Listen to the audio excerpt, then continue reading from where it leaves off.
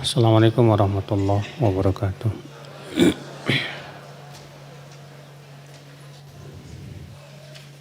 Ya alhamdulillah nahmaduhu wa nasta'inuhu wa nastaghfiruhu wa na'udzu billahi min syururi anfusina wa min sayyiati a'malina.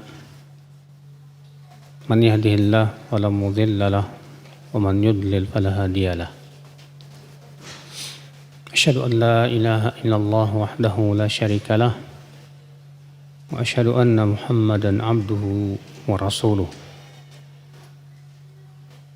Qala Allah Ta'ala fi kitabihil karim, ya ayyuhalladzina amanu taqullaha haqqa tuqatih wa la tamutunna illa wa antum muslimun, amma ba'd. Ibu-ibu dan bapak sekalian, kita lanjutkan kajian kita Sahih Targhib wa Tarhib. Hadis keberapa ya terakhir ya?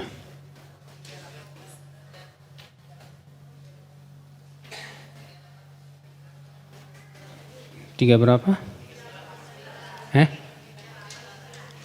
390.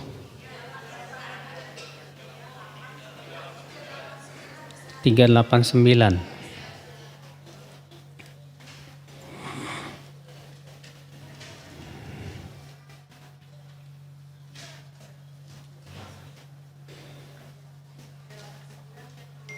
Berarti sekarang 390 ya?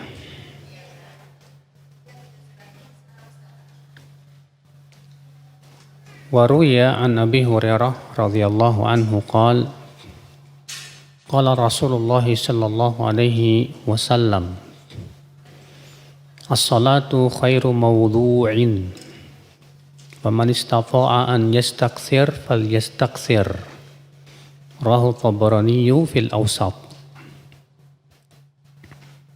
Dan diriwayatkan dari Abu Hurairah, semoga Allah meridainya, ia berkata, Rasulullah sallallahu alaihi wasallam bersabda, as-salatu khairu mawdu'.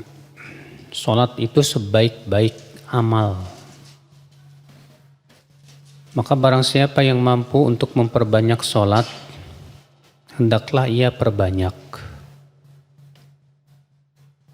Di sini ibu-ibu menunjukkan bahwa amal yang paling baik adalah salat.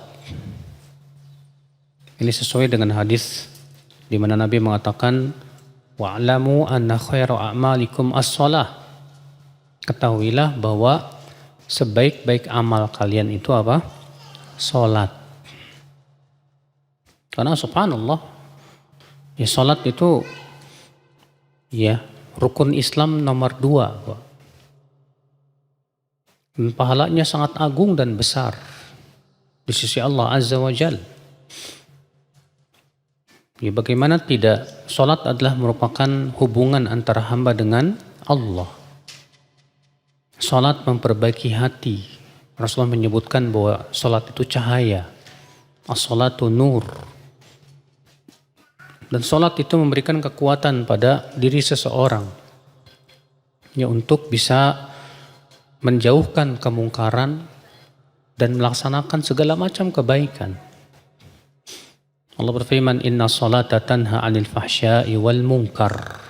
Sesungguhnya salat itu mencegah dari perbuatan keji dan mungkar. Maka ya Rasulullah SAW saja ibu-ibu minta kepada Allah agar dijadikan kesejukan hatinya itu di dalam salat. Kata Rasulullah SAW, wa ju'ilat qurratu 'aini fis shalah. Dan dijadikan kesejukan pandanganku itu di dalam sholat.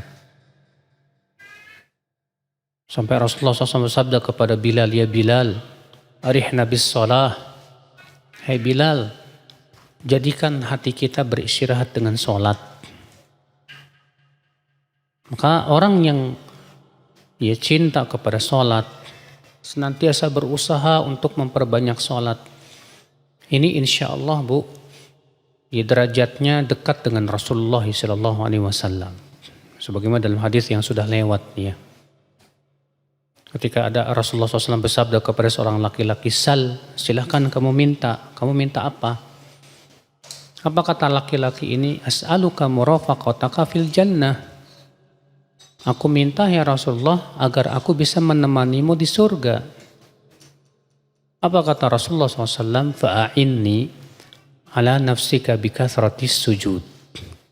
Kalau begitu tolong aku ya untuk kamu memperbanyak sujud. Artinya memperbanyak sholat. Hadis berikutnya 391. Wa an Abi Hurairah radhiyallahu anhu aidan anna Rasulullah sallallahu alaihi wasallam marra biqabrin faqal man sahibu hadzal qabri faqalu fulan faqala raq'atani ahabbu ila hadza min baqiyati dunyakum rawahu Tabrani fil Awsat bi isnadin hasan. Dari Abu Hurairah, semoga Allah meridainya. Ia berkata, Rasulullah sallallahu alaihi wasallam bersabda,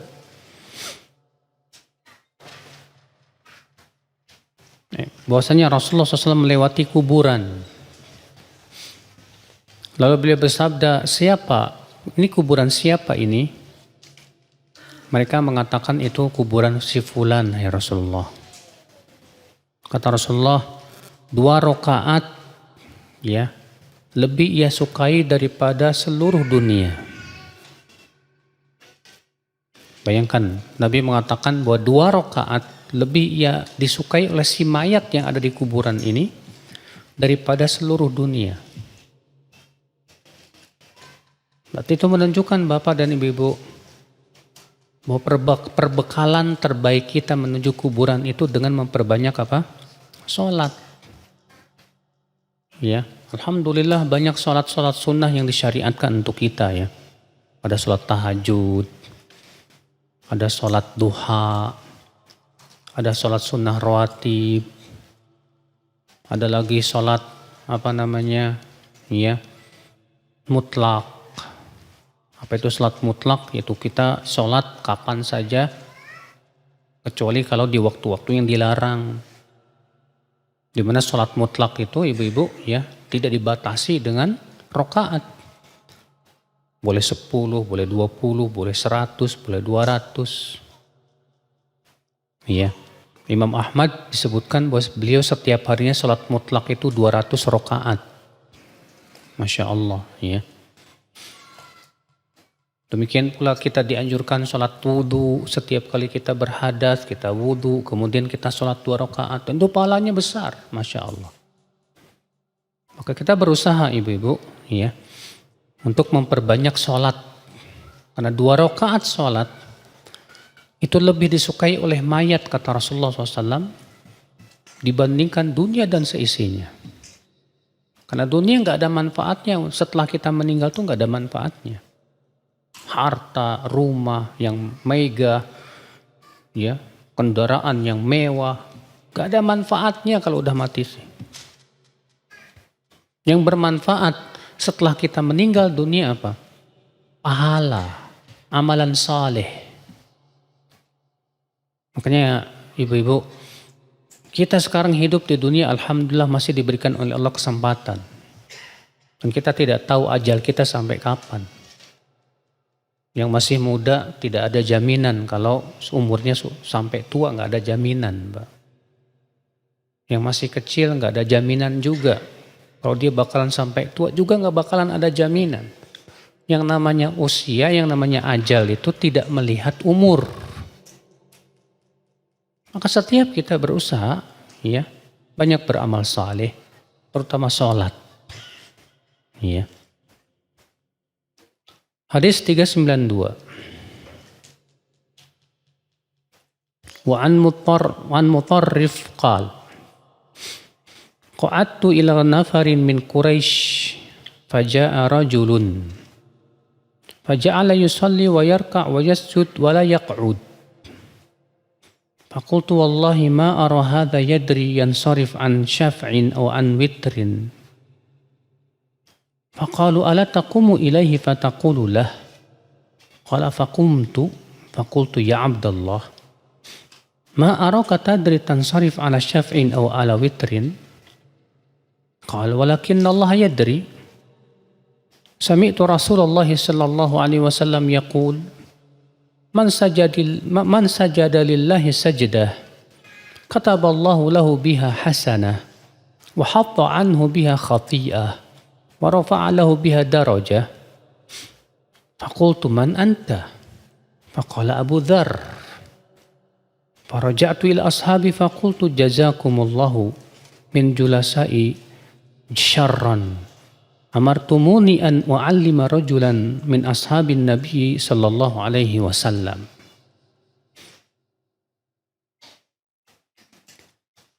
Dari Mutarrif bin Syikhir, dia berkata, aku pernah duduk bersama beberapa orang dari Quraisy. Tiba-tiba datang seorang laki-laki.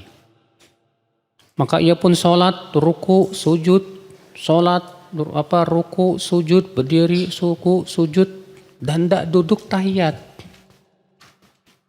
Aku berkata, demi Allah, orang ini pasti nggak tahu dia ini sholatnya ganjil apa genap. Maka kemudian orang-orang Quraisy itu berkata, kenapa kamu tidak berdiri kepadanya dan mengatakan itu kepada dia? Lalu aku pun berdirilah. Lalu aku berkata kepada dia, ya Abdullah, aku melihat kamu ini sepertinya nggak bakalan tahu kamu ini jumlah sholatnya genap atau witir. Maka orang itu berkata, akan tetapi Allah tahu.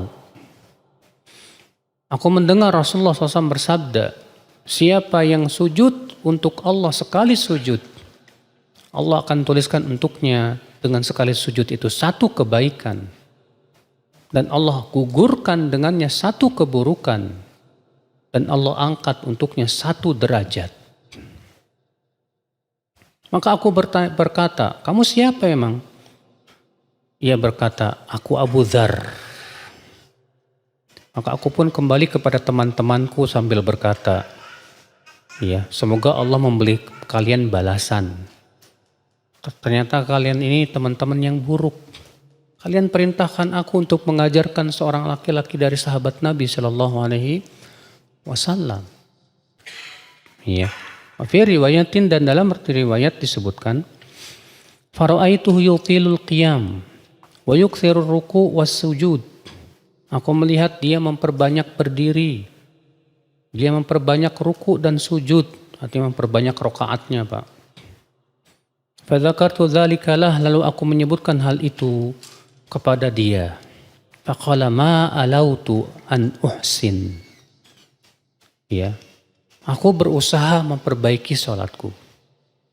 Ini sami'tu Rasulullah sallallahu alaihi wasallam yaqul, karena sesungguhnya aku mendengar Rasulullah SAW bersabda, man raka'a raka'ah aw sajada sajdah rufi'a lahu biha darajah wa hutta anhu khati'ah.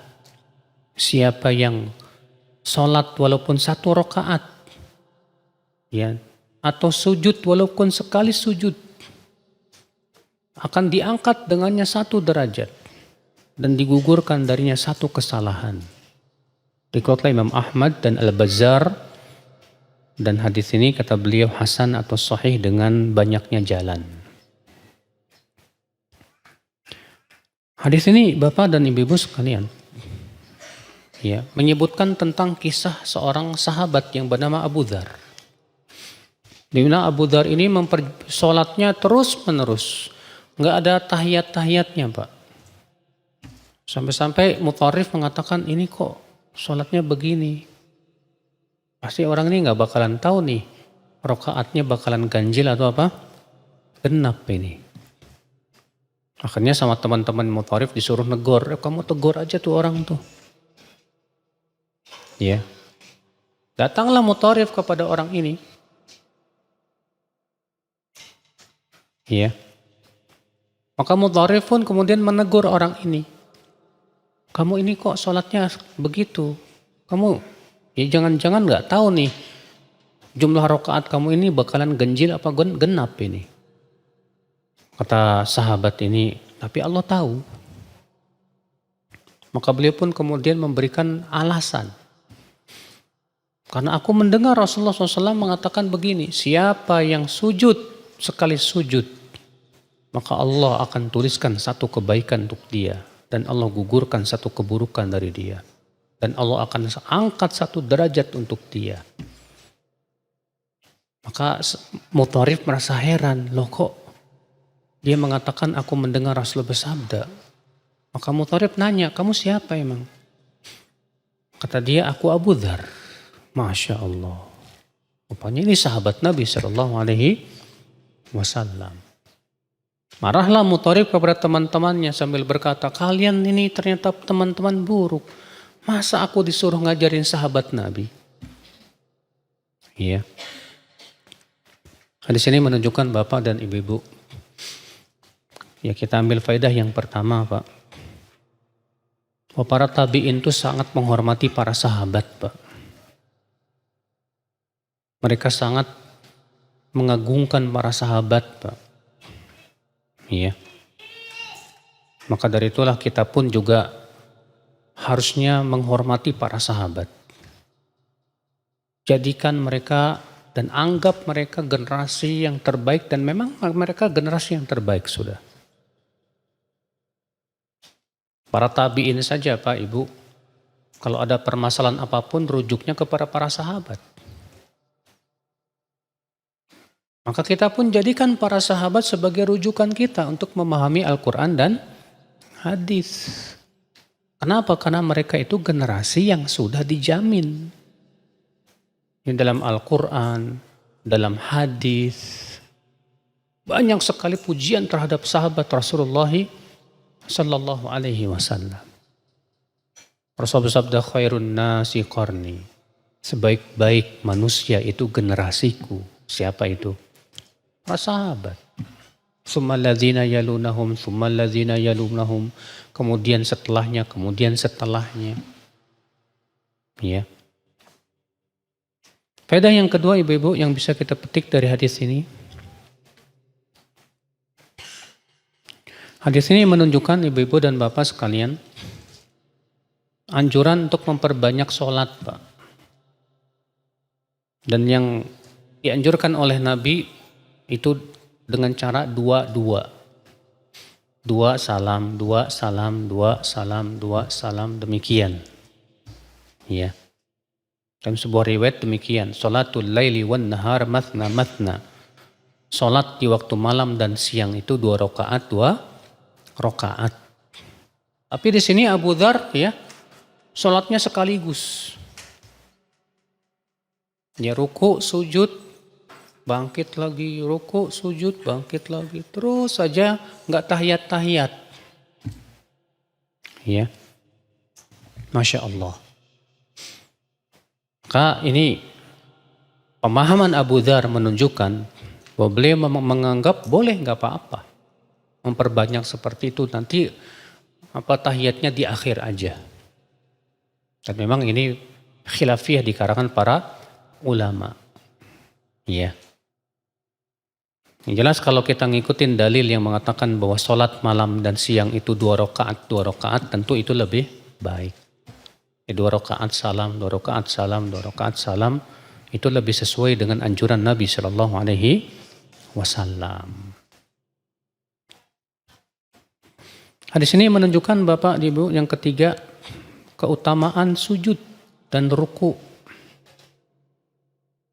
Dimana kalau kita sujud sekali sujud, maka itu Masya Allah pahalanya ditulis 1 kebaikan. Digugurkan 1 keburukan dan diangkat 1 derajat, bayangkan, Masya Allah. Iya, berarti kalau kita memperbanyak sholat, otomatis kita akan banyak sujud, Pak. Semakin kita banyak sujud kepada Allah, semakin tinggi derajat kita di sisi Allah Subhanahu wa Ta'ala. Semakin jarang kita sujud sama Allah, semakin kurang kedudukan kita di sisi Allah Subhanahu wa Ta'ala. Iya. Orang kalau sujud kepada Allah itu Pak Ibu, keutamaannya agung di sisi Allah. Kata Rasulullah, aqrabu ma yakunul abdu min rabbih wa huwa sajid. Sedekat-dekat hamba kepada Allah itu ketika dia sedang apa? Sujud. Makanya Rasulullah menganjurkan supaya kita banyak-banyak berdoa saat apa? Sujud. Kata Rasulullah, fa'aktsiru fihi du'a. Perbanyaklah berdoa ketika apa? Sujud. Faqaminun an yustajaba lakum. Itu lebih dekat untuk diijabah. Masya Allah. Iya.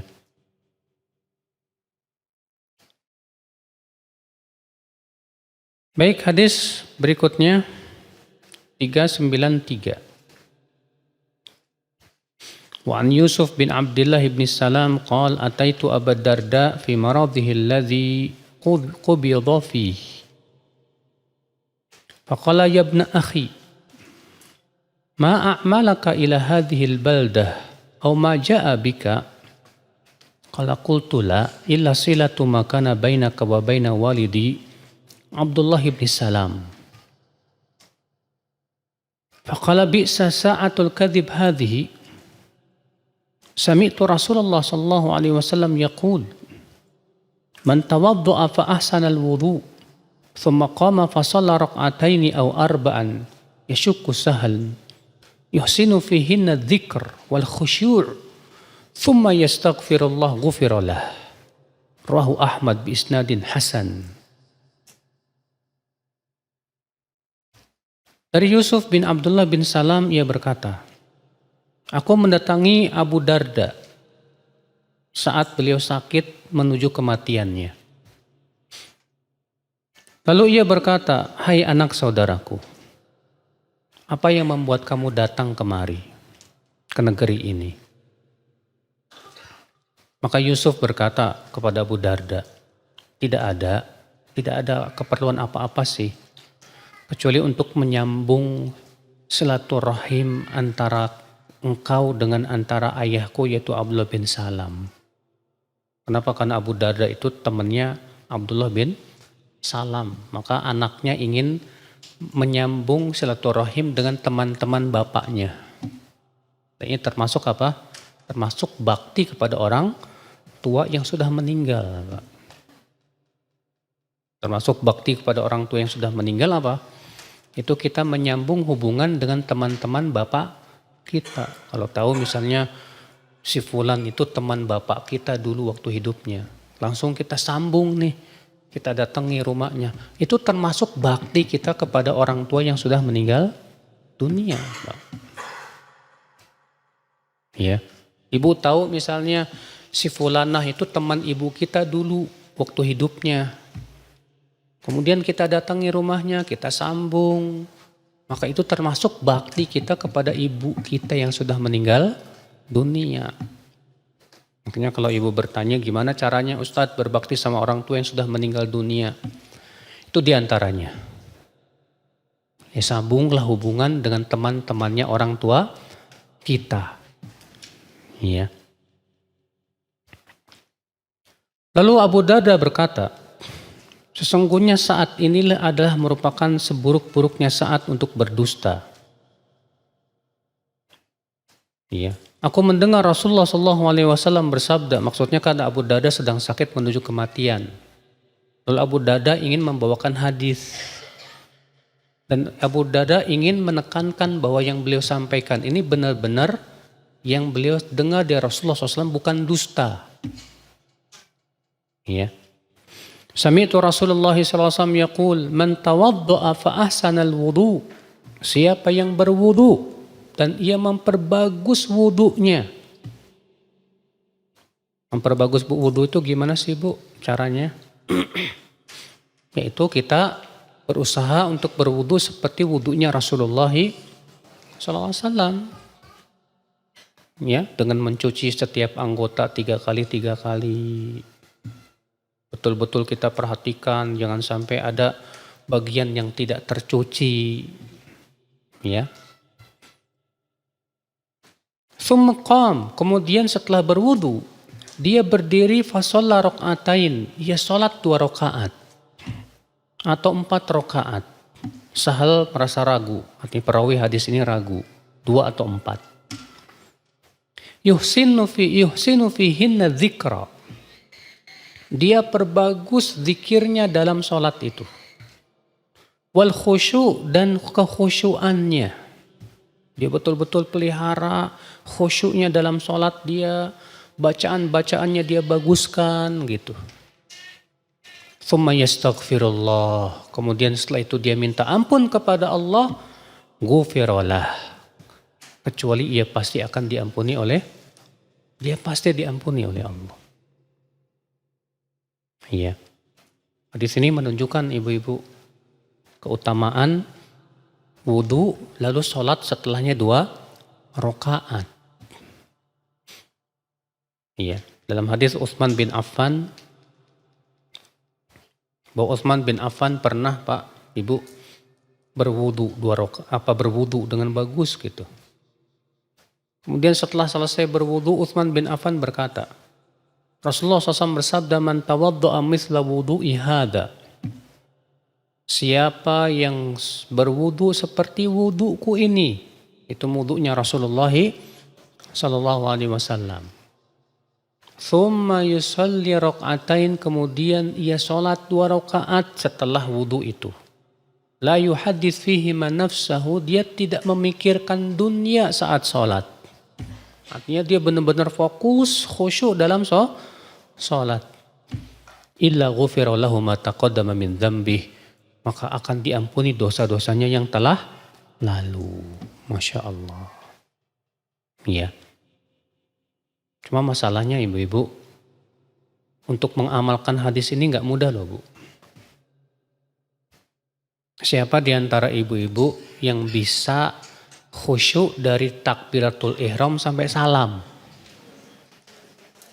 2 rakaat aja. Ada yang bisa jamin? Susah. Kita terkadang di awal sholat takbiratul ihram yang khusyuk. Allahu Akbar. Baca Al-Fatihah, baca surat, mulai mikir ini, mikir ono, ingat ini, ingat sana. Sampai terkadang lupa udah berapa rakaat saya. Iya. Gak mudah ternyata Bu untuk mengamalkan hadis ini nih. Sementara untuk mendapatkan keutamaan hadis ini disebutkan dalam hadis itu apa? Dia perbagus bacaan dan khusyuannya.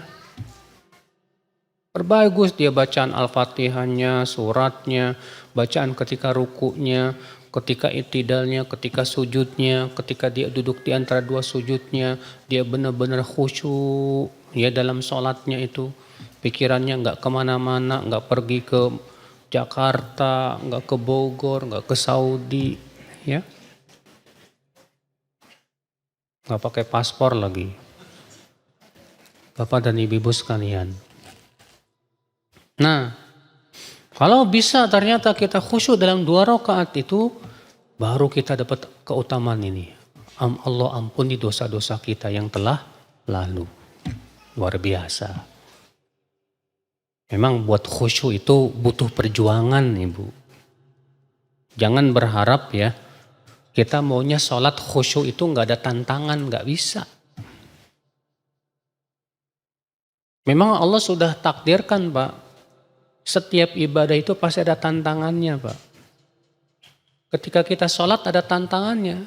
Apa tantangan kita dalam sholat Pak Ibu? Ada setan namanya khinzab atau khinzib. Si khinzib ini memang kerjaannya gangguin orang sholat. Si khinzib ini cara ganggunya gimana Pak? Mengingatkan kepada kita sesuatu yang sebelumnya nggak ingat tuh.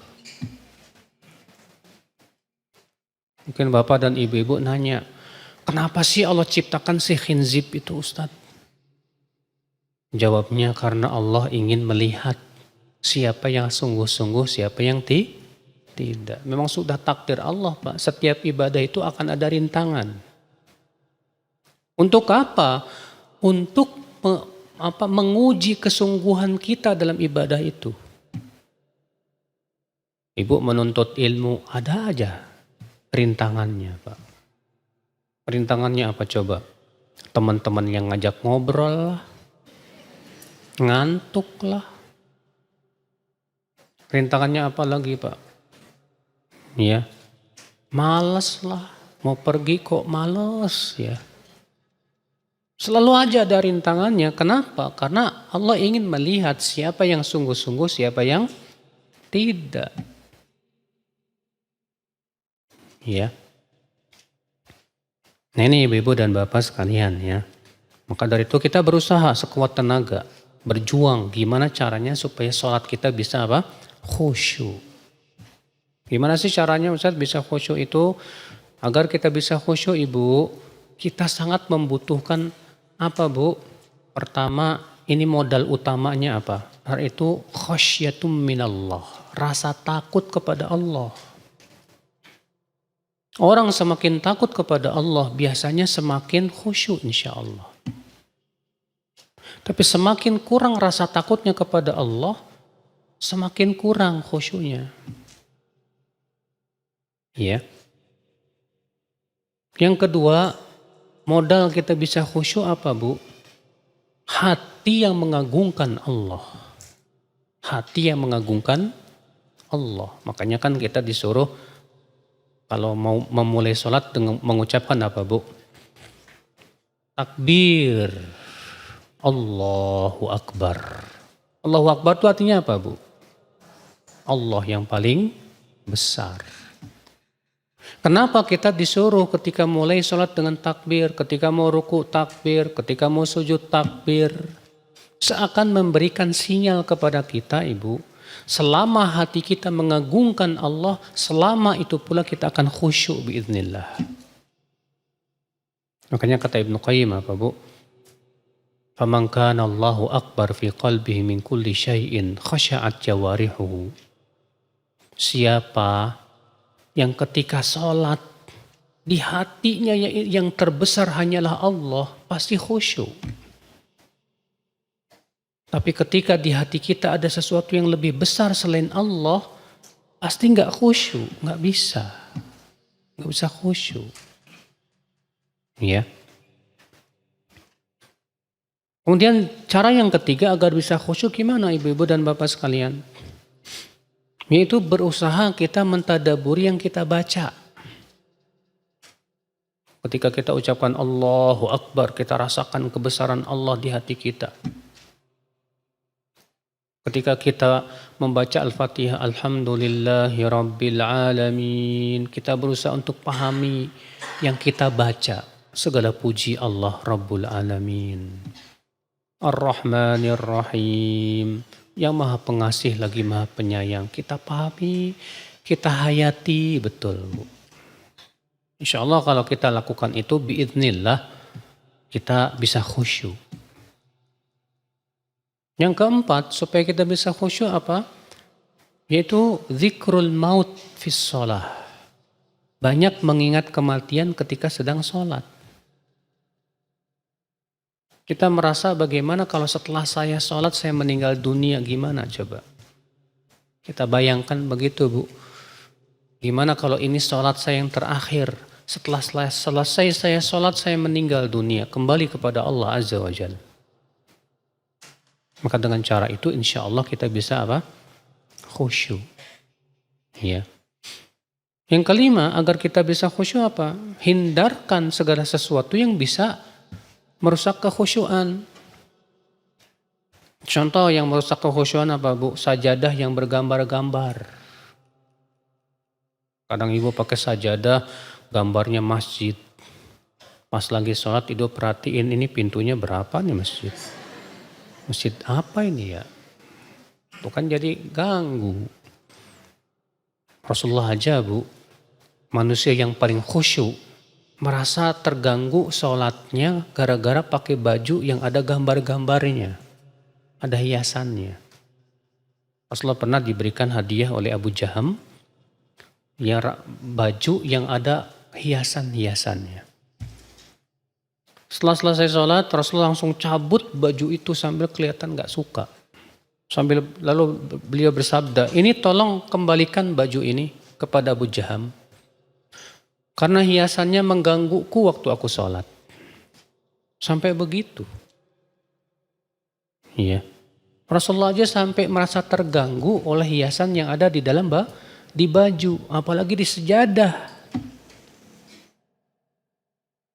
Sementara sebagian kita mengatakan, Ustadz, saya sejadahnya walaupun bergambar bisa khusyuk lah Ustadz.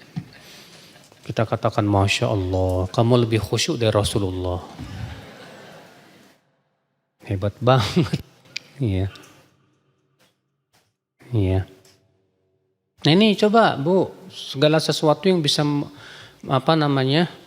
merusak kekhusyuan nih, hindarkan. Kalau ibu lagi masak, masuk waktu sholat, selesaikan dulu masaknya. Jangan sampai, nanti deh saya sholat dulu, pas sholat kepikiran, aduh belum dikasih uyah garam. Ya, aduh kurang ini, aduh kurang itu, jadi sholatnya cepet-cepet. Kata Ibnu Qayyim, di antara tanda kefakihan seseorang, dia selesaikan dulu urusannya baru dia sholat. Makanya kata Rasulullah SAW, apabila telah masuk sholat dan makanan sudah dihidangkan, maka makan dulu. Kenapa? Supaya kita bisa fokus dalam sholat. Coba perut keloncongan, makanan dua tersedia, ibu sholat dulu. Aduh, kepikiran tuh paha ayam enak banget, ya Allah. Iya, nggak khusyuk. Ini ibu-ibu dan bapak sekalian ya. Jadi kita berusaha ya supaya bisa khusyuk, hindarkan segala sesuatu yang bisa mengganggu kekhusyuan kita. Selesaikan urusan-urusan kita itu. Saya Ustadz nggak bisa khusyuk karena mikirin utang, gimana ya Ustadz? Serahkan sama Allah. Minta sama Allah. Sungguh-sungguh waktu sholat khusyuk. Insya Allah dengan khusyuknya kamu Allah bayarin utang kamu. Iya. Hadis 394.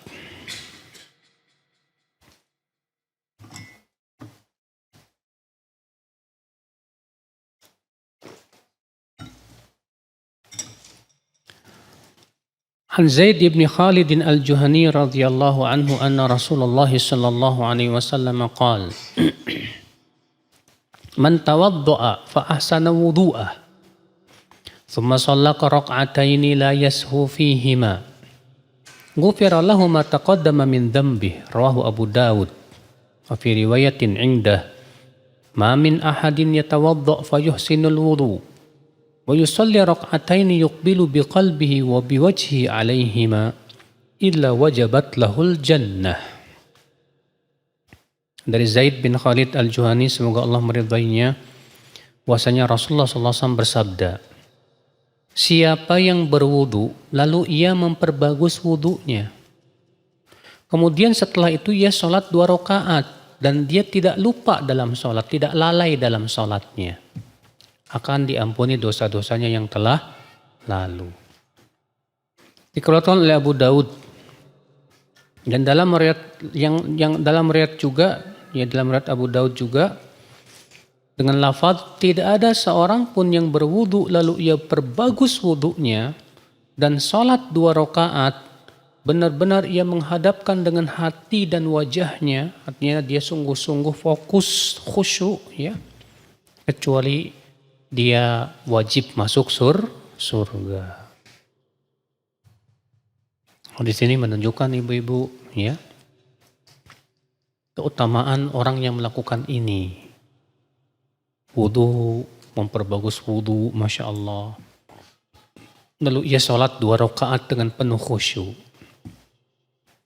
Apa balasannya? Balasan yang pertama, dosa-dosanya akan diampuni, Masya Allah.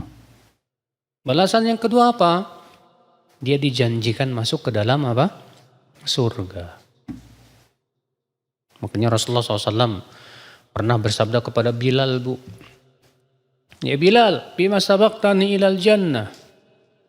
Hai Bilal, dengan apa engkau mendahului aku ke surga, hai Bilal? Karena aku tadi malam masuk surga dan aku mendengar suara terompah kakimu di hadapanku. Kok bisa? Apa kata Bilal? Ya Rasulullah, Ma ahdatsu hadatsan qat illa tawadda'tu 'indah wa shallaitu bihi rak'atain. Hai Rasulullah, tidaklah aku berwudu kecuali aku sholat 2 rakaat dengan wudu itu. Aku seperti itu, setiap hadas wudu, setelah wudu sholat 2 rakaat. Setiap hadas begitu. Apa kata Rasulullah? Oh, dengan itu kamu masuk surga. Masya Allah. Kita gitu nggak Bu? Tiap hadas wudu sholat. Tiap hadas wudu sholat. Waduh Ustadz, saya setiap 10 menit kentut, gimana coba? Aduh. Ya, error. Alhamdulillah Ibu, berarti Allah mau ngasih Ibu hadiah. Biar banyak apa? Wudu sama sholat. Setiap hadas, wudu, sholat lagi. Hadas lagi, wudu, sholat lagi. Masya Allah. Ya, walaupun bukan wajib sih, itu hukumnya apa? Sunnah. Tapi keutamaannya luar biasa loh. Ya, luar biasa. Ini hanya apa? Sesuatu yang menarik buat para pemburu surga aja Bu. Adapun Bu, orang-orang yang tidak tertarik dengan surga, nggak tertarik sama amalan ini Bu. Tapi orang-orang yang sungguh-sungguh ingin masuk surga, insya Allah nih dia akan berusaha gimana caranya saya bisa lakukan itu. Saya pengen masuk surga soalnya. Saya nggak mau masuk neraka. Ya. Hadis 395 an Uqbah bin Amir radhiyallahu anhu qala kunna ma'a Rasulillah sallallahu alaihi wasallam khuddama anfusina natanawabu ri'ayat ibilina fakanat alayya ri'ayatul ibil farwahtuha bil ashiy fa idza Rasulullah sallallahu alaihi wasallam yakhtubun nas fasami'tuhu yaqul ma minkum min ahadin yatawadda fayuhsinul wudu thumma yaqumu fayarka' rak'ataini yuqbilu alaihima biqalbihi wa wajhihi illa qad aujab. Faqultu bakhin ma ajwada hadha.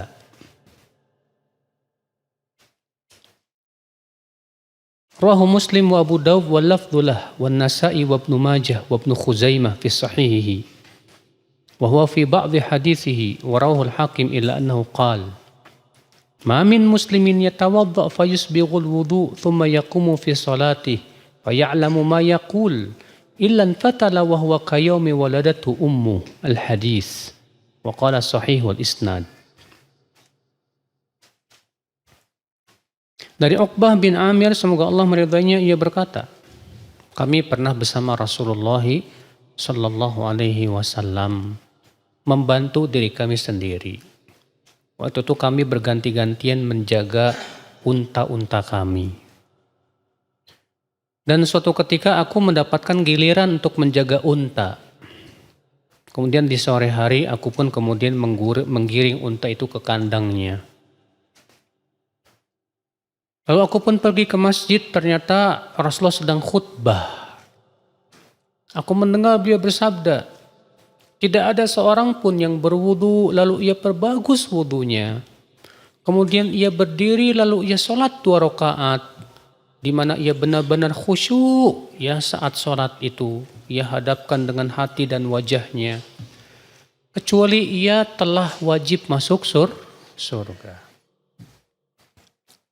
Lalu aku berkata, ya kata Uqbah bin Amir, bakhin, wah bagus banget, bah. Orang Arab itu kalau ngelihat sesuatu yang mencengangkan mengatakan apa? Bah. Maksudnya luar biasa, bagus banget. Ya.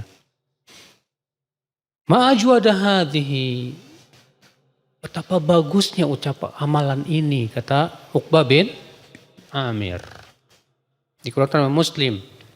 Namun dalam riwayat Muslim ada tambahan Bu. Tiba-tiba ada yang menepuk pundakku di belakang. Lalu aku menengok ternyata Umar. Umar berkata, sebelum khutbah ini ada yang lebih bagus dari itu. Kamu nggak sempat dengar. Apa itu, kata Uqbah? Sebelum mengucapkan ini Rasul bersabda begini, siapa yang berwudu lalu setelah wudu mengucapkan asyhadu an la ilaha illallah wahdahu la syarikalah wa asyhadu anna muhammadan abduhu wa rasuluh illa futihat lahu abwabul jannah as-samaniyah yadkhuluha min ayyiha syaa. Siapa yang setelah wudu mengucapkan asyhadu an la ilaha illallah wahdahu la syarikalah wa asyhadu anna muhammadan abduhu wa rasuluh, kecuali akan dibukakan 8 pintu surga untuk dia. Dan dia boleh masuk surga dari pintu mana saja ia mau. Masya Allah. Cuman Uqbah bin Amir terluput hadis tadi. Iya. Hadis ini Bapak dan Ibu-ibu kita ambil faidah ya. Itu keutamaan tadi ya, berwudu, memperbagus wudu, lalu sholat 2 rakaat. Hadis ini menunjukkan Ibu-ibu hirsus sahabah, semangatnya para sahabat dalam beramal soleh. Sampai-sampai mereka ketika mendengar keutamaan hadis ini, Bu, mereka langsung berdecak kagum, ma ajwada hadza. Bagus banget ini, Masya Allah, luar biasa. Begitu sahabat, Bu. Para sahabat itu semangatnya ketika mendengar apa? Amalan soleh, pahalanya besar, Masya Allah. Beda dengan kita, kalau kita semangatnya kalau ada untung dunianya, Bu.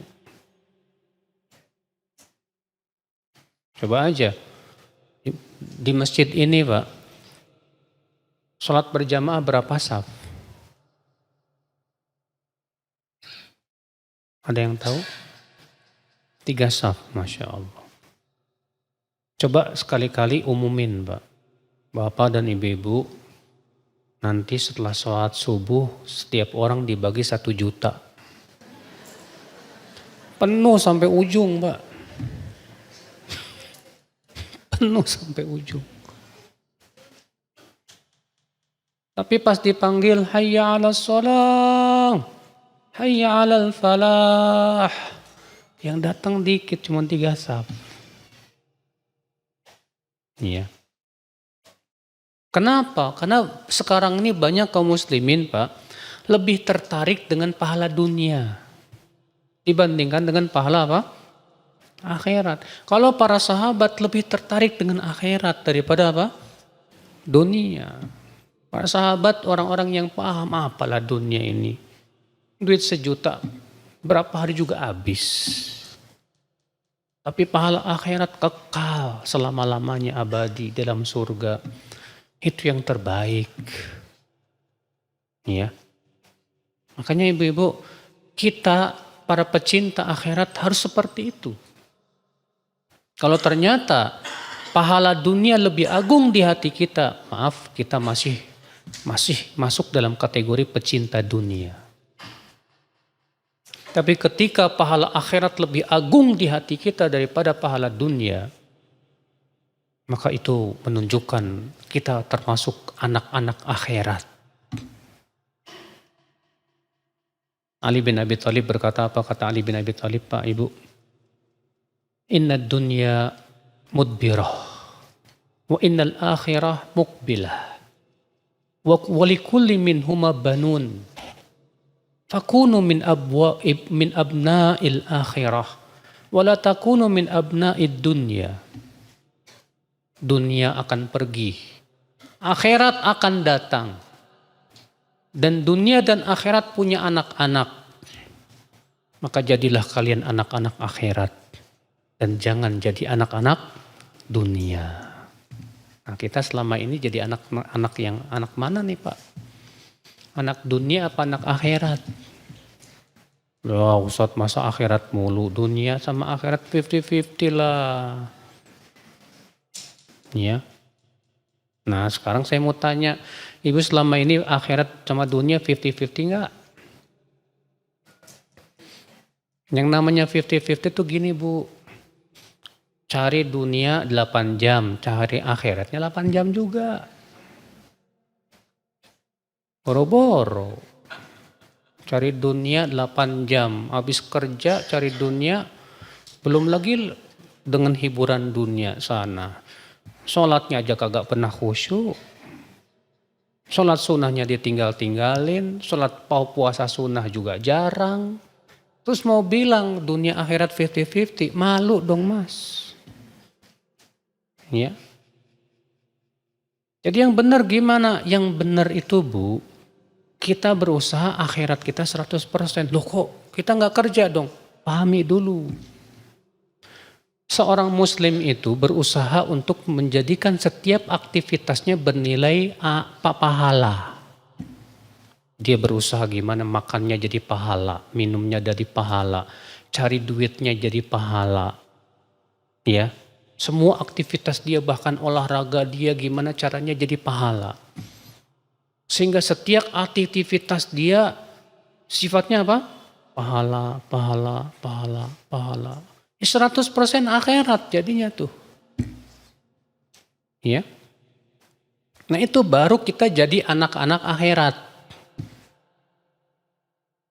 Anak-anak akhirat dia semangatnya kepada pahala kehidupan akhirat. Anak-anak dunia semangatnya kepada pahala kehidupan apa? Dunia. Nah, sekarang silahkan periksa diri kita anak yang mana ini. Baik ya. Lihat jadi para sahabat seperti itu Bu. Mendengar sabda Nabi tadi, siapa di antara kalian yang berwudu lalu memperbagus wudu lalu salat 2 rakaat maka ia masuk surga. Para sahabat langsung bah. Luar biasa ini. Ya. Nah ini Ibu dan Bapak sekalian. Ya.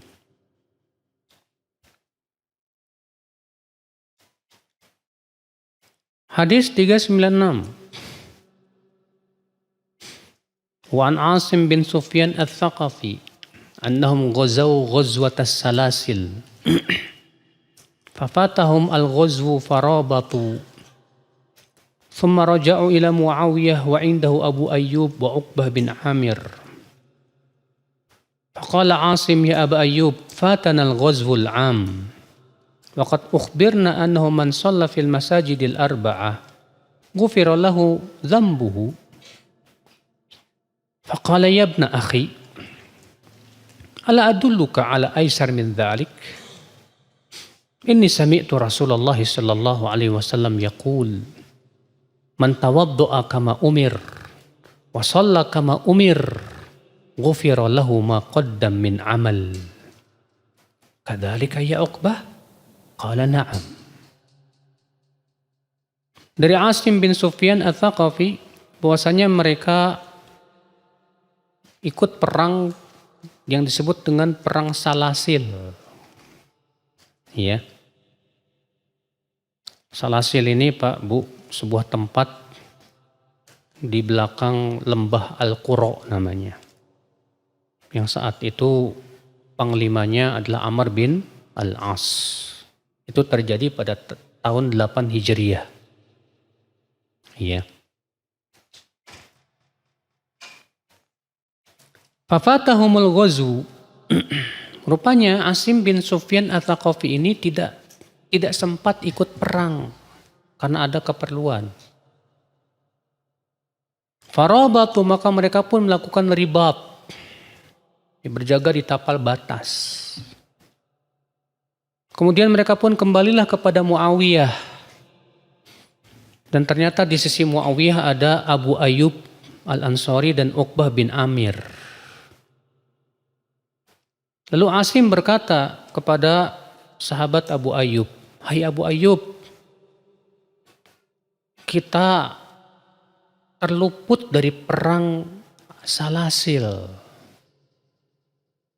Wah ini rugi banget kita ini. Dan kita diberitahu kalau seorang yang sholat di 4 masjid akan diampuni dosanya." Apa itu 4 masjid Bu? Masjidil Haram, Masjid Nabawi, Masjid Al-Aqsa, dan Masjid Kuba. Maka ia berkata, kata Abu Ayyub, "Hai anak saudaraku, maukah aku tunjukkan kepada kamu yang lebih mudah dari itu? Nggak usah jauh-jauh pergi ke 4 masjid.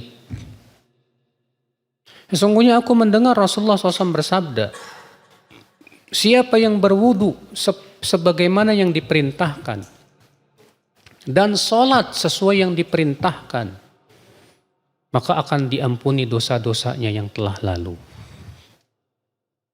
Maka Asim bertanya kepada Uqbah, "Benar itu Uqbah?" Kata Uqbah, "Betul." Dikeluarkan Imam Nasai, Ibnu Majah, Ibnu Hibban dalam sahihnya.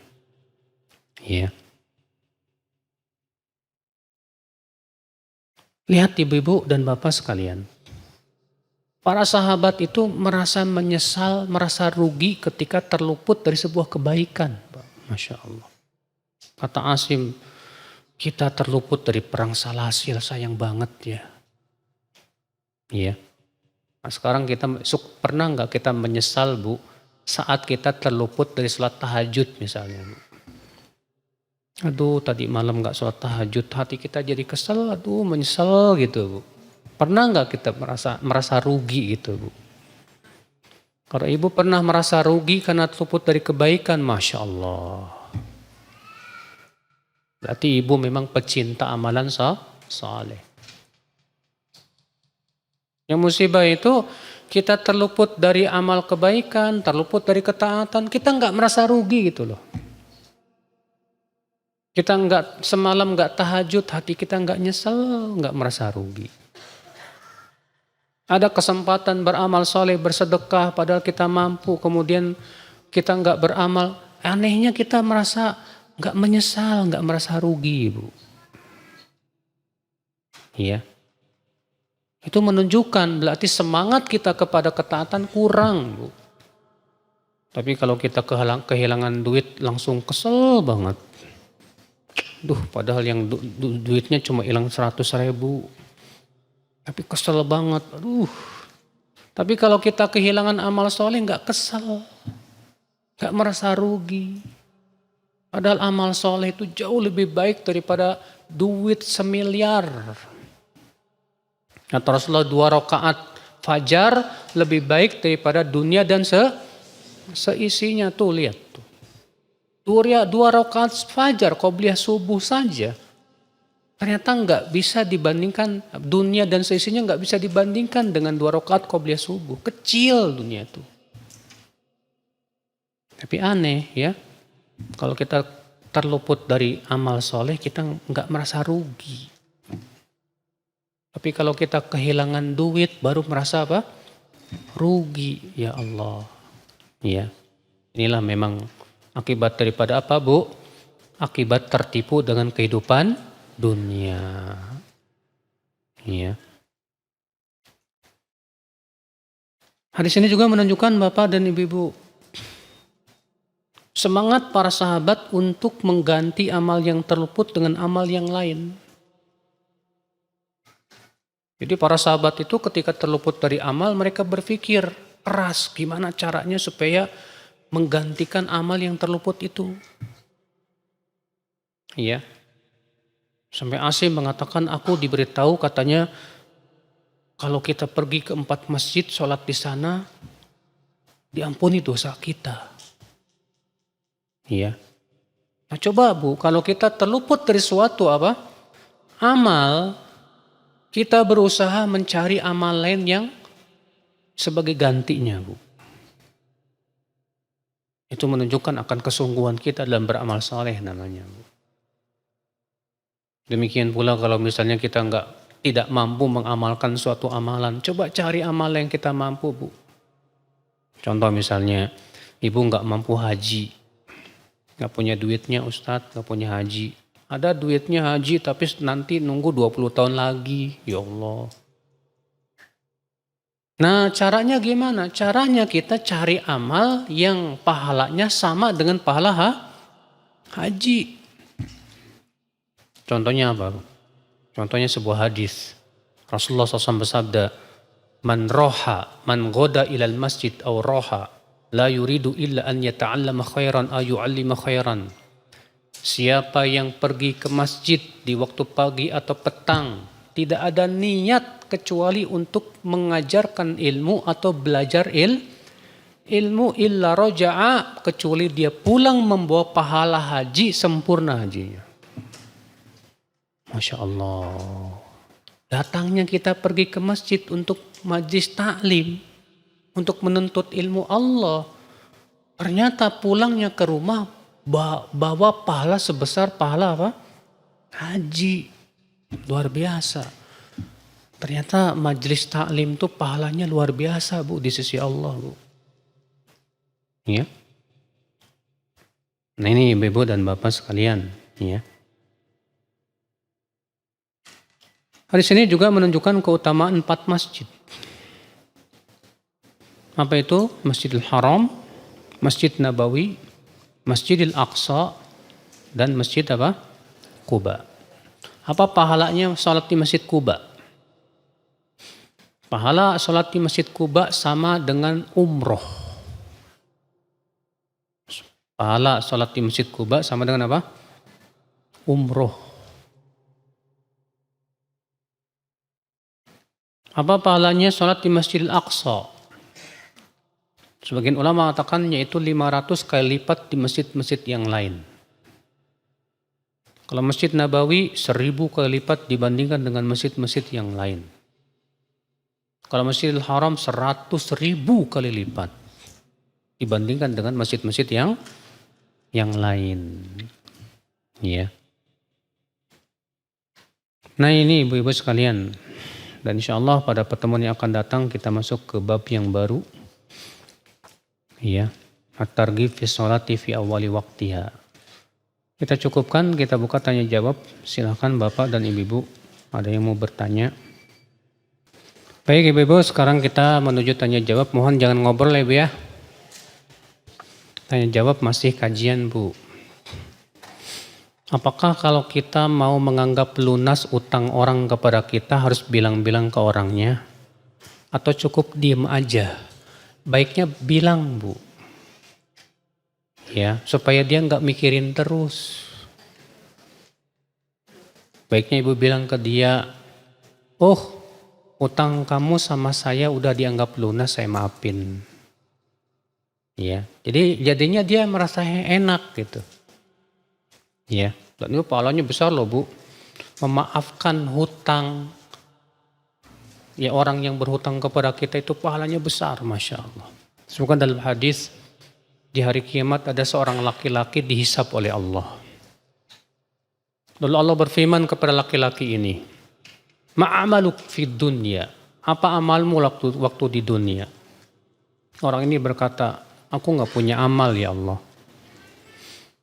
Kata Allah, tadzakkar, coba kamu ingat-ingat amalmu apa. Jadi ingat-ingat sama dia. Oh iya, ya Allah dahulu aku suka memberikan hutang ke orang-orang. Lalu aku perintahkan pelayanku, coba kamu lihat siapa yang miskin, maafkan saja hutangnya. Maka Allah berfirman, hari ini aku maafkan kamu. Karena kamu sudah memaafkan hutang temanmu. Masya Allah. Mana yang lebih kita butuhkan Bu? Duit kita atau maafnya Allah?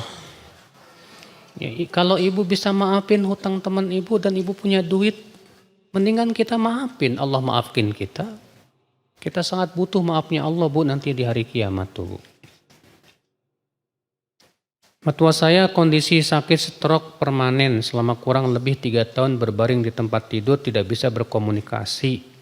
Memorinya sudah lupa, tidak ingat apa-apa, makan pun dibantu alat. Bagaimana hukumnya dalam Islam apabila meninggalkan sholat dalam kondisi seperti ini? Yang seperti ini mah dimaafin Bu. Karena Allah berfirman, la yukallifullahu nafsan illa wus'aha. Allah tidak membebani jiwa kecuali sesuai dengan sementara orang ini nggak mampu.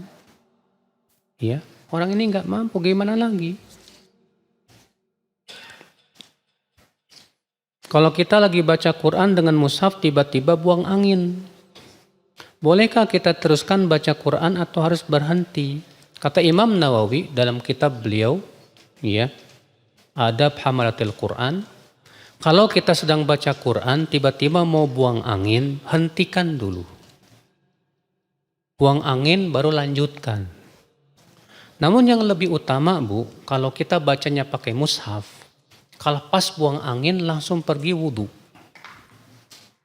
Baru kemudian teruskan baca lagi. Kenapa? Karena Rasulullah SAW bersabda, la yamassul Quran illa tahir. Tidak boleh memegang Al-Quran kecuali orang yang suci. Iya. Nah itu ibu-ibu sekalian.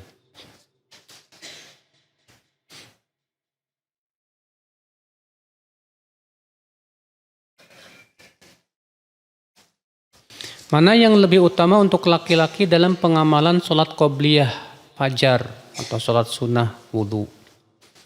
Melaksanakan qobliyah di rumah tapi sholatnya jadi tidak tumak ninah, berarti sholat berbarengan dengan adzan berkumandang dan jadi tidak menjawab adzan dan tidak berdoa setelah adzan. Atau meninggalkan sholat qobliyah tapi berangkat ke masjid dengan tenang, tidak terburu-buru dan masih memungkinkan menjawab adzan. Mohon jawabannya. Kalau rumahnya deket banget sama masjid sebelah-sebelahan, mendingan sholat qobliyahnya di rumah. Ya. Masalah doa di antara setelah adzan itu kan bisa kita lakukan ketika sujud. Justru Pak, Ibu, kalau kita sholat di antara adzan dan qomat, lalu dalam sujud kita berdoa, maka bertemu dua waktu yang mustajab. Waktu yang pertama antara adzan dan qomat, dan waktu yang kedua ketika apa? Sujud. Maka ini lebih dekat lagi untuk diijabah. Ya. Nah ini Bapak dan Ibu sekalian. Jadi kalau rumahnya dekat mah mendingan juga sholat qobliyahnya di rumah. Karena memang demikian yang Rasulullah SAW lakukan. Ya, bahkan dalam riwayat Tirmidzi disebutkan sholat sunnah di rumah 27 kali lipat dibandingkan sholat sunnah di masjid. Ya.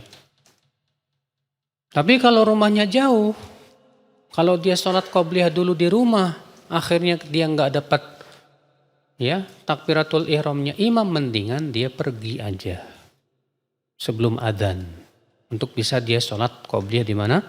Di masjid. Ya.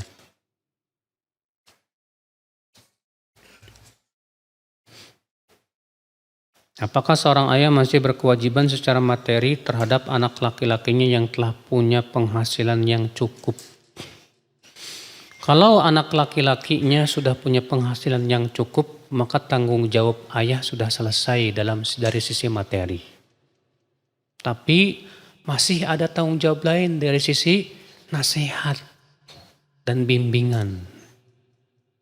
Ya, si ayah wajib membimbing anaknya, mengingatkan supaya sholat 5 waktu, mengingatkan tentang pentingnya akidah, mengingatkan supaya anaknya itu menuntut ilmu. Ya. Di saat sholat di waktu asar, kita lupa kalau tidak ada sholat sunnah rawatib qobliyah. Apakah boleh di saat sedang sholat tersebut niatnya diganti ke sholat asar dengan melanjutkannya? Enggak boleh. Kenapa, Bu? Karena ibu tidak ada niat di awal sholat, sedangkan niat itu syaratnya di awal sholat. Yang kedua, Ibu, ada hadis yang menganjurkan kita sholat sunnah sebelum asar. Itu hadis riwayat Abu Daud dalam sunannya. Dan hadis ini mempunyai jalan-jalan yang saling menguatkan. Sehingga hadis ini hasan insyaallah. Rasulullah SAW bersabda, rahimallahu mra'an shalla qabla al-asri arba'a. Semoga Allah merahmati orang yang sholat 4 rakaat sebelum asar. Berarti ada ya. Qobliyah asar itu ada sebetulnya, Bu. Dan jumlahnya 4 rakaat. Tapi itu bukan sholat yang didawamkan oleh Rasulullah SAW. Ya. Dan keutamanya Masya Allah, didoakan dirahmati lagi.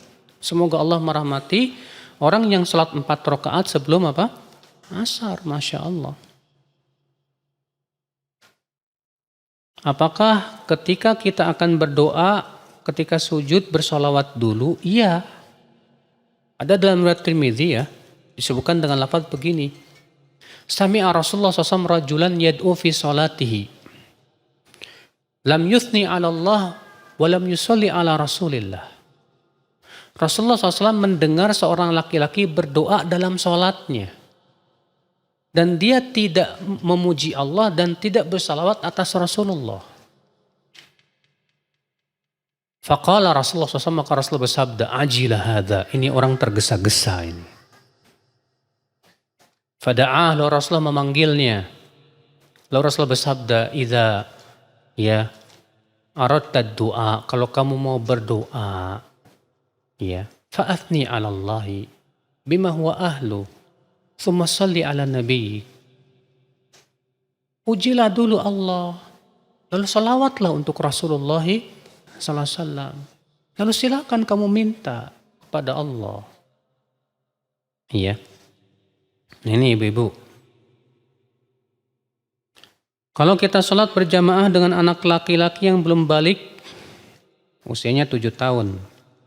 Apakah di sholat subuh, maghrib, dan isya kita tetap membaca surat Al-Fatihah di surah lainnya dengan jahar sedikit keras? Ini yang jadi imam siapa? Ibu atau anak ibu? Kalau anak ibu umur 7 tahun berarti sudah mumayyiz, Bu. Maka kalau sudah mumayyiz, hendaknya dia yang jadi imam ibu. Kalau dia paham sholat. Disebutkan dalam hadis surat Abu Daud, Tirmidzi, Nasa'i, dari hadis Muhammad bin Maslamah atau Muhammad bin Salamah. Ia berkata, ya, kuntu ahfadhu qaumi lil Qur'an. Aku adalah orang yang paling banyak hafalan Al-Qur'annya di kaumku. Fa'amarani an a'ummahum. Maka mereka pun kemudian menyuruhku untuk menjadi imam mereka. Maka beliau waktu itu umurnya 7 tahun jadi imam. Ya. Berarti umur 7 tahun itu sudah sah jadi apa? Imam. Ya. Karena umur 7 tahun itu sudah mumayyiz. Ya.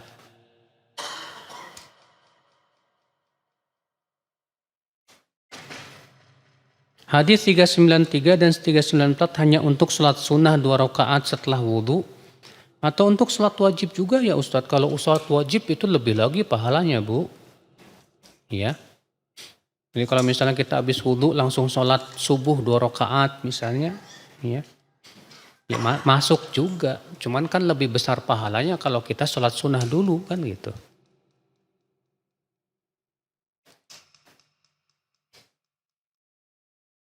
Bagaimana tips sholat khusyuk Ustadz ketika hati sedang galau? Karena banyak hal yang menjadi beban pikiran. Dan apakah sabar itu ada batasnya Ustadz? Ada 2 pertanyaan. Gimana caranya khusyuk ketika hati sedang galau? Ibu, ketika kita memikir dengan cerdas, kita akan sadar, Bu, bahwa kalau tanpa bantuan Allah, kita tidak akan bisa menyelesaikan permasalahan, ya enggak? Nah, ketika ibu galau karena banyak beban pikiran, cobalah ibu dalam sholat minta bantuan kepada Allah. Serahkan kepada Allah. Karena kalau Allah bantu pasti beres. Iya. Coba kalau ibu cuma pikirin aja galau apa akan selesai? Enggak juga. Tapi ketika ibu sholat, ibu serahkan sama Allah, ya Allah, sambil kita mohon kepada Allah, bantu aku ya Allah untuk menyelesaikan beban-beban ini. Insya Allah khusyuk. Ya, ketika kita serahkan urusan kita kepada Allah Subhanahu wa ta'ala. Apakah sabar itu tidak ada batasnya? Enggak ada. Kita wajib sabar sampai meninggal. Yang namanya sholat butuh sabar enggak, Bu? Dan sholat sampai kapan? Sampai meninggal. Ya. Rasulullah SAW bersabda dalam sebuah hadis riwayat Muslim, Bu. Innaha satakunu atharah. Fasbiru hatta talqauni al-haud. Nanti akan muncul pemimpin-pemimpin yang lebih mementingkan dirinya daripada rakyatnya. Artinya pemimpin ini nggak peduli sama rakyatnya, lebih mementingkan dirinya sendiri. Apa kata Rasulullah? Fasbiru, sabarlah sampai berjumpa denganku di telaga haud. Sabarnya sampai kapan dong? Sampai meninggal. Sampai meninggal. Makanya sabar nggak ada batasnya, nggak ada. Maka kalau ada orang berkata begini, ya kesabaran saja saya sudah mulai habis, artinya nggak sabar, ya, artinya nggak sabar. Karena sabar itu, Bu, semakin dilatih semakin kuat sabar itu. Dan semakin kesabaran kurang dilatih, semakin pendek. Kalau ibu contohnya aja, Bu. Ibu sudah terbiasa dengan mobil mewah, rumah megah. Tahu-tahu ibu tinggal di gubuk. Sabar nggak? Nggak sabar, biasanya apaan sih? Udah tinggi, biasa tidur di kasur yang empuk. Ini tidur di atas bale, aduh. Biasanya nggak sabar. Kenapa? Karena kita selama ini tidak melatih badan kita untuk tidur di atas sesuatu yang nggak enak. Tapi kalau orang miskin yang memang udah siap biasa tidurnya di atas sembarangan, ya enak-enak aja.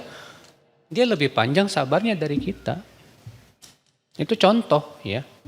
Bahwa kesabaran itu kalau dilatih akan semakin kuat. Tapi kalau kita tidak melatih kesabaran, tidak akan kuat ya kesabaran kita, ibu-ibu sekalian.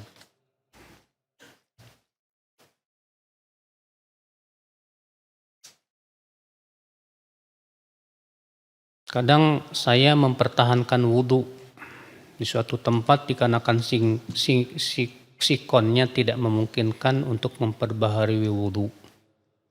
Boleh tidak wudhu dengan apa nih? Khuf. Apa khuf? Khuf kali ya. Ibu mempertahankan wudhu, maksudnya gimana? Enggak batal-batal. Maksudnya gitu ya? Nah ketika suatu sikon tidak memungkinkan untuk memperbaharui wudhu. Nah kalau memperbaharui wudhu itu hukumnya sunnah, Bu. Kalau memang ibu belum batal, ya udah langsung sholat aja. Nggak perlu lagi untuk memperbaharui apa? Wudhu. Wajibnya wudhu itu kalau sudah batal. Ya. Nah, boleh nggak pada waktu itu saya berwudhu lagi Ustadz dalam keadaan pakai pas kaki misalnya? Boleh, nggak apa-apa, diusap aja. Ya, kenapa? Apalagi ibu belum batal ya wudhunya.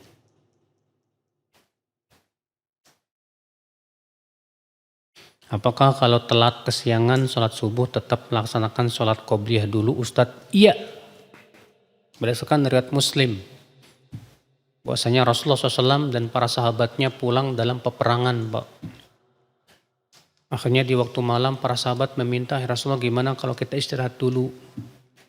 Kata Rasulullah, aku khawatir kita terluput sholat subuh. Kata Bilal, ya Rasulullah, aku yang akan bangunkan. Akhirnya semua tidur, Pak, Bu. Rupanya Bilal juga ketiduran. Sampai matahari terbit. Ya. Maka yang pertama kali bangun Umar bin Khattab. Maka Umar pun bertakbir, Allahu Akbar, Allahu Akbar. Akhirnya pada bangun semuanya. Dalam keadaan matahari sudah terbit. Maka kemudian Rasulullah menyuruh untuk meninggalkan tempatnya yang ketiduran itu. Berjalan sebentar. Lalu menyuruh Bilal untuk adzan. Lalu sholat qobliyah. Lalu menyuruh Bilal untuk iqamah. Lalu sholat subuh. Ada contohnya dari Rasulullah. Ya. Bila kita sudah berusaha sholat dengan khusyuk tapi ternyata masih belum sempurna Ustadz. Apakah sholat kita diterima? Insya Allah. Asal kita berusaha. Usaha kita tidak akan disia-siakan oleh Allah. Ya. Jadi setiap kali kita nggak khusyuk, balik lagi berusaha khusyuk. Setiap kali ingat sana sini, balik lagi berusaha khusyuk. Bagus. Asal ada usaha.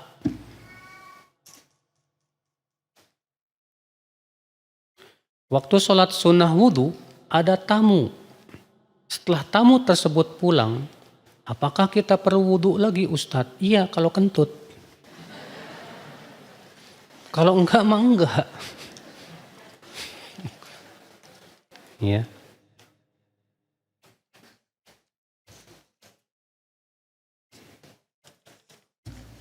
Kalau kita lupa baca, apa ini?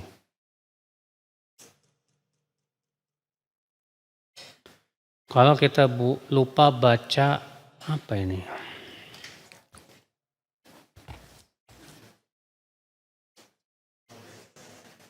Nggak kebaca, susah. Bolehkah sholat di atas sajadah yang berbusa tebal? Boleh. Bahkan Rasulullah pernah sholat di atas kasurnya. Ya.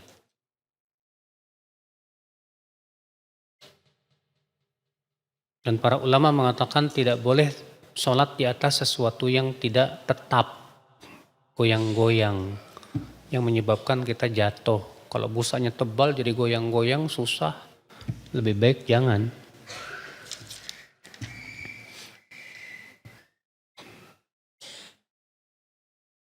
Kalau kita bersin dalam sholat, apakah kita membaca Alhamdulillah? Iya. Iya. Ini berdasarkan hadits Abu Bakar. Jadi kalau kita bersin, haji, Alhamdulillah. Tapi yang di samping jangan jawab. Yarhamukallah. Nggak boleh. Iya.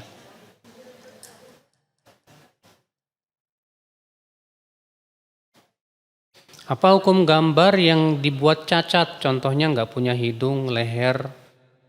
Ya, selama matanya, hidungnya, ya, lehernya dicopot, maka itu insya Allah boleh. Berdasarkan hadis, ya, yang dikutip Imam Ahmad, bahwa suatu malam Rasulullah SAW menunggu malaikat Jibril.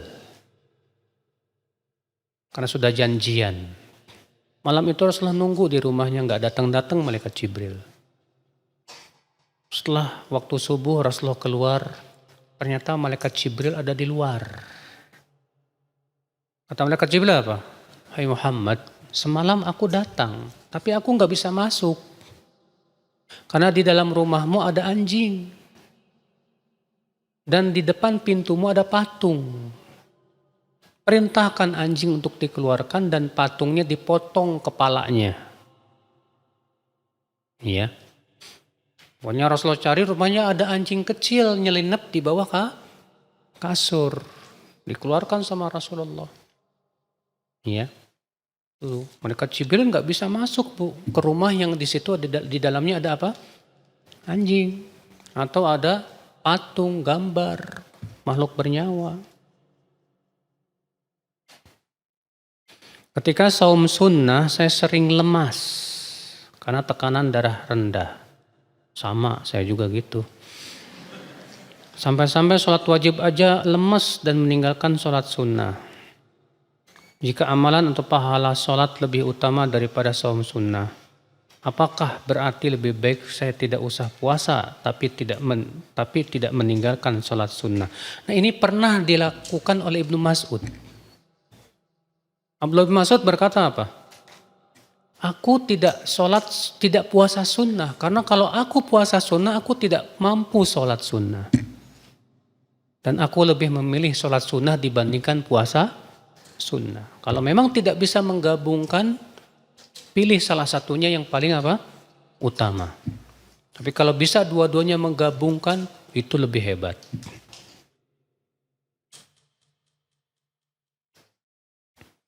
Bagaimana cara menghadapi kemungkaran di depan mata Ustadz? Apakah diem aja, sabar atau gimana nih? Tergantung mampu nggak kita mengingkari. Kalau kita punya kemampuan mengingkari, wajib mengingkari. Tidak boleh diam. Tapi kalau kita mengingkari malah menimbulkan mudarat yang lebih besar, berarti kita tidak mampu. Maka pada waktu itu cukup kita mengingkari dengan hati dan meninggalkan majelis itu, tempat itu.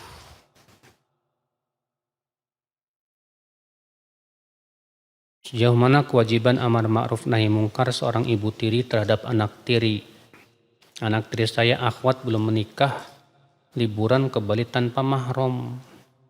Apakah ana berdosa jika mendiamkan? Penting ibu untuk mendakwahi dia, tapi dari akidahnya dulu.